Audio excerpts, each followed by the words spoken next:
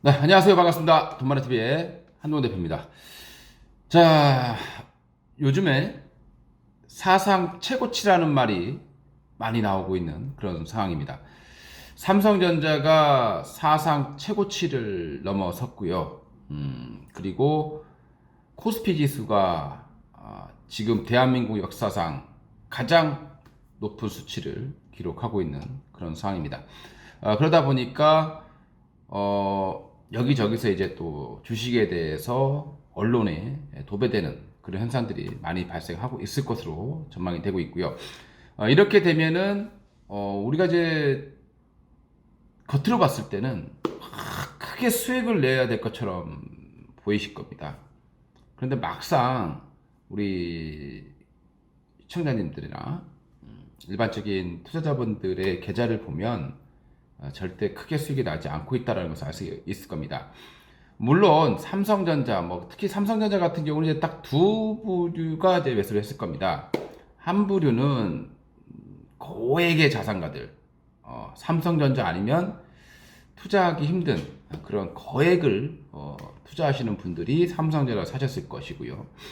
또 하나는 정말 주식을 아무도 모르시는 분들, 그냥 주식하면 삼성전자 떠올리시는 분들이 있을 겁니다.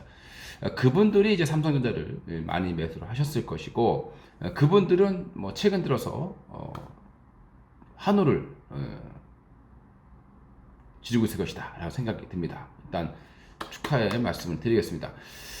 근데 이제 삼성전자를 보시게 되면은 이제 그동안에 삼성전자 같은 경우 보시게 되면은 다른 종목들 뭐 100%씩 올라오는 사이에 삼성전자는 거의 오른 게 없었습니다. 5만 원대에서 계속 5만 5천 원 왔다 갔다 하다가 6만 원 돌파를 했고 6만 원 돌파하고 또 왔다 갔다 하다가 이제 6만 6천 원까지 6만 8천 원까지 올라오는 그런 상황이 됐습니다.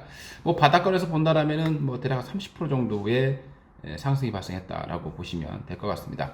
막상 커 보이지만 뭐 개별 종목들의 상승의 흐름 본다라면 아주 큰 상승은 아니었다라고 생각이 듭니다.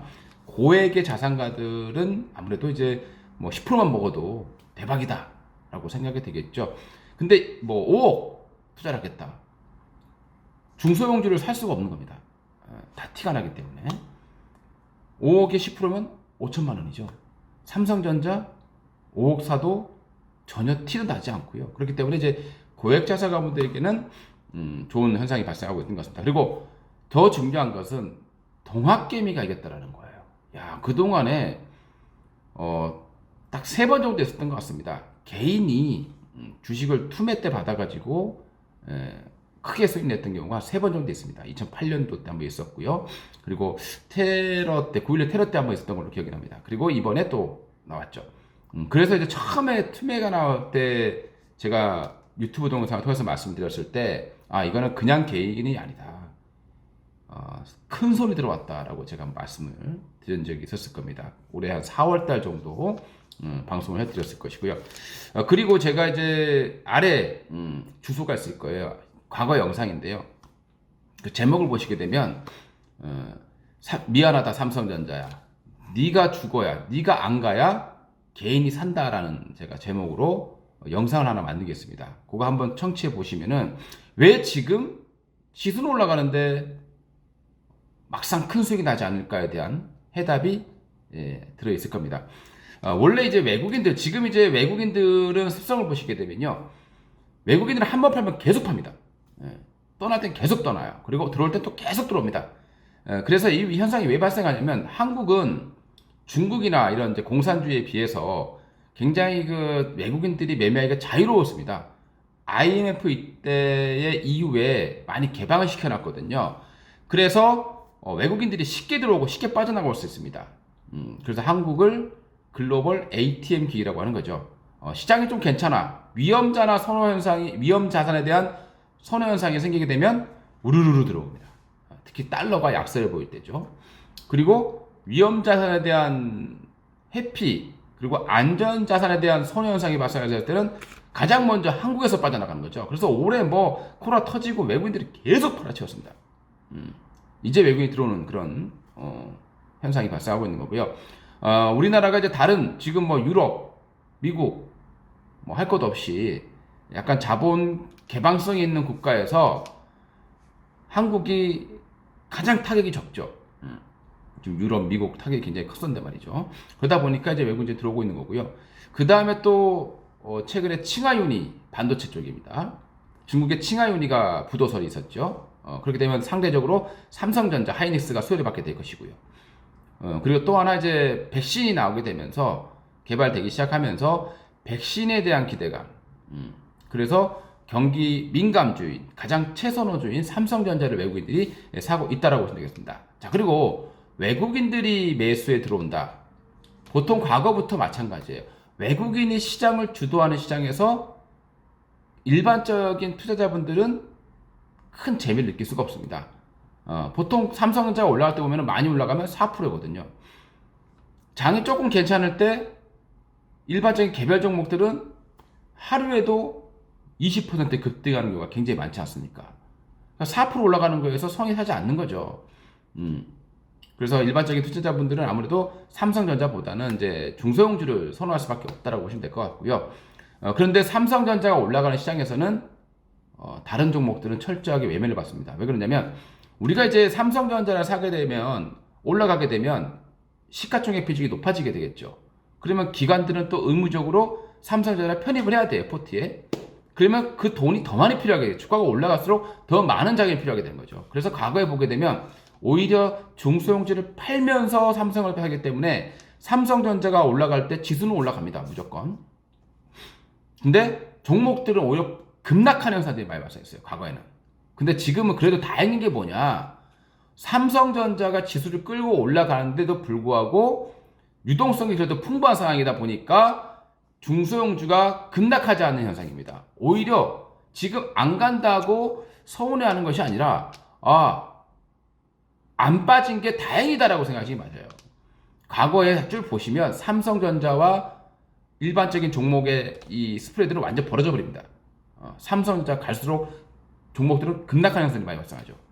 그리고 나서 삼성전자가 이제 급등해 놓고 지수를 받쳐놓고 시장은 떠들썩해지겠죠. 와, 지수가 사상 최고치를 돌파했다.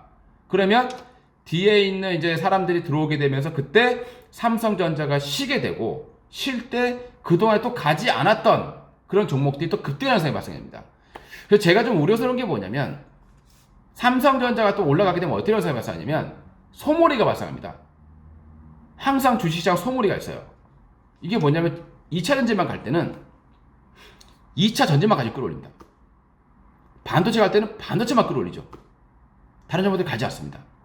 그러면 사람들은 처음에 상승 초기에 잡았으면 상관이 없는데 계속 하다가 이게 저 위에 급등하니까 내 건 다 왕따시키고 올라가 버리니까 그때 가서 내 거를 팔아버리고 그 종목을 확 잡아버리는 거죠. 그러면 그 올랐던 종목이 쉬어버립니다. 그리고 그동안에 가지 않았던 종목들이 순환매를 보이면서 다시 급등하는 현상이 발생하는 거죠. 그래서 잘못하면 역엣지가 걸릴 수 있다는 겁니다. 우리 이제 뭐 스노우보드 타거나 이럴 때 있잖아요. 역엣지라 그럽니다. 이게 쭉 내려갈 때 잘못 방향을 잡으면 날아가 버리는 거죠. 그러니까 이 시속 게임에서 잘못하게 되면 오히려 큰 손실이 발생할 수 있습니다. 그래서 저는 그렇게 말씀드립니다. 어차피 삼성전자가 시장을 끌고 가고요. 그동안에 못 갔던 종목들은 삼성전자가 씌워줄 때 올라갈 겁니다. 그러니까 너무 내 종목이 안 간다고 해서 지금 너무 서운해하지 마시고 지금은 모든 현상입니다. 삼성과 하이닉스 쪽을 빼고 나면 그렇게 강한 종목들을 찾아보기가 어려운 그런 시장이다라고 이해를 해주시면 될 것 같습니다. 그래서 지금 연말로 가면 갈수록 이제 어떻게 되겠습니까? 보통 계속 그래 왔어요. 12월 중반 후반, 그러니까 20일경까지 코스닥은 항상 급락이 나왔어요. 근데 올해는 그나마 덜 빠질 겁니다. 어차피 그 양도세 이슈도 오늘 도 마무리됐고, 그리고 뭔가 좀 유동성도 계속 들어오고 있는 상황이기 때문에 이전처럼 급락은 나오지 않을 걸로 판단이 됩니다. 그리고 웬만한 종목도 보시게 되면 지금 차트들이 밀집되면서 상승을 노리고 있다는 거거든요. 결국 삼성전자가 쉬어줄 때 올라간다는 겁니다. 특히 이제 삼성전자와 연계되어 있는 종목들이 있지 않습니까? 특히 삼성전자 사업부 보게 되면 스마트폰이 있을 것이고요. 결국에 스마트폰도 코로나에 따른 피해 업종이에요. 그러면 백신이 나온다고 했을 때 수혜를 받을 수 있는 부분이 될 것이고요. 그리고 최근에 삼성전자가 올라왔을 때 가장 결정적인 이유 중에 하나가 칭하윤희의 그 부도설입니다. 과거에 중국의 D램 업체인 푸젠지나가 D램을 포기했을 때 삼성전자가 급등한 적이 있었습니다. 지금은 칭하윤이죠. 그래서 또 급등을 하고 있는 상황이고, 이렇게 되면은 삼성전자 사업부 중에서 스마트폰 쪽, 그 다음에 반도체 쪽이 있겠죠. 이 두 개가 주력일 겁니다. 뭐 나머지는 뭐 크게 작용을 못할 것 같고요. 그래서 D램과 관련되어 있는 반도체 관련 종목, 장비 업체들, 소재 업체들 이후에 한번 다시 올라갈 걸로 판단이 되고요. 그 다음에 이제 스마트폰과 관련된 부분들도 올해 스마트폰을 내놨지만 코로나 때문에 판매가 잘 안 됐습니다. 내년 1분기에 이제 또 삼성에서 스마트폰을 내놓게 되겠죠. 그래서 스마트폰과 관련된 종목들도 아마 올해 연말 연초, 즉 지금 중소형주들이 안 가는 부분들은 12월 20일 전후로 해서 폭발할 가능성이 상당히 높습니다. 코스닥 시장, 우리가 연말 연초에는 항상 코스닥 시장이 강했고요. 연말에는 배당도 있기 때문에 코스피가 강할 수밖에 없었다는 겁니다. 자, 그러면 한 달 정도만 버티신다 생각하시고, 그리고 내가 지금 못 버티겠다고 생각이 드신다라면 업종 대표주만 보세요. 왜 그러냐면 외국인이 들어오는 시장이라면 결국 외국인들의 입장에 생각하셔야 됩니다. 우리가 해외 투자를 한다고 생각해 보시죠. 여러분들이 미국에 있는 조그마한 기업 사십니까? 아니면 아마존이나 테슬라나 구글이나 이런 종목 사십니까? 다른 나라 사람도 마찬가지입니다. 우리가 베트남을 투자를 할 때 베트남의 가장 큰 기업들 위주로 매매를 하시게 되겠죠. 거기에 있는 작은 기업들 우리가 알 수가 없습니다. 겁이 나죠.